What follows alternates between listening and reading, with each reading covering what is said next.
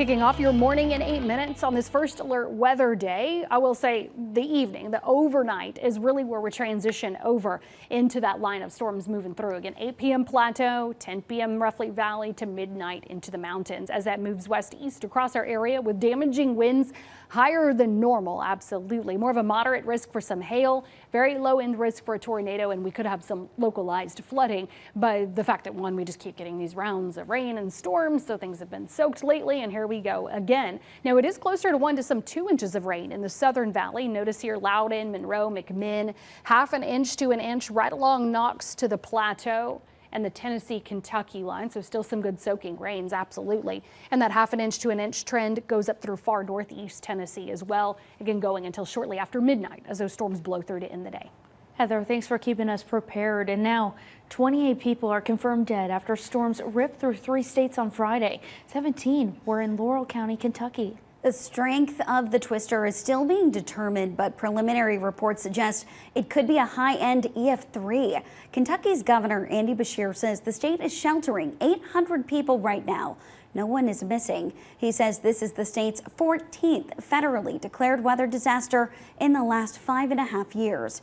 Damage surveys are happening now, so the state can apply for a major disaster declaration from the president to get FEMA assistance. If you are interested in helping out, we have ways you can do so inside your WVLT News app. And this morning, a student in Monroe County is without their flute, and neighbors are on edge. The reason is because someone broke into their cars and stole valuable items. Take a look at your screen right now. Police say this person smashed the windows of several cars in Sweetwater and rummaged around inside. They've gotten at least 8 reports of the crime. One mom says the suspect took her daughter's flute just a month away from band camp. Other stolen items include a child's softball equipment, personal documents, and tools. Authorities say they don't believe the suspect went far. Deputies tell us they only grabbed things that were easy to steal. There is a $500 reward for any information leading to an arrest. We've got more information inside your WVLT News app.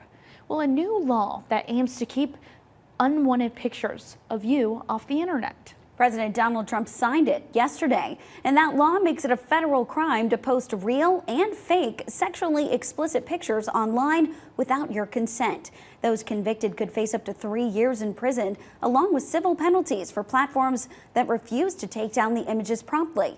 Digital rights groups warn the new law could lead to the suppression of free speech and does not contain protections against bad faith takedown requests.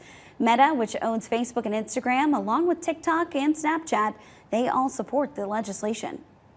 Knox County Mayor Glenn Jacobs' budget is moving forward. The Knox County Commission approved the budget last night, and it accounts for more than $1.1 billion. A campaign promise from Mayor Jacobs was not to raise property taxes. That's going to continue as the rate stays the same.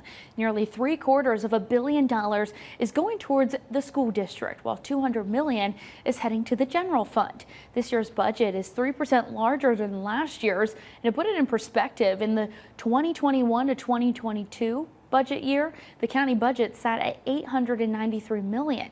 This year, the budget is $225 million larger and $1 billion larger. You can help Knoxville improve its parks and greenways. The City of Knoxville Parks and Recreation Department is giving you another opportunity to talk about its master plan one more time tonight. The master plan aims to improve parks and greenways around Knoxville. Right now, the city's in the community engagement phase of the project. So at tonight's meeting, city staff will hear your feedback so they can tailor the plan to your wants and needs. Tonight's meeting is at 6 o'clock at Central Baptist Church, Fountain City in Knoxville. The city's hosted several of these meetings the last couple of months, but this is the last one. And you can have a say in what Knox County schools are going to look like over the next 5 years. The Knox County Board of Education is asking for your input as board members work on finishing the district's new strategic plan. That plan will set the district's objectives for the next 5 years. Parents and community members are being asked to fill out a survey to rank and prioritize certain goals.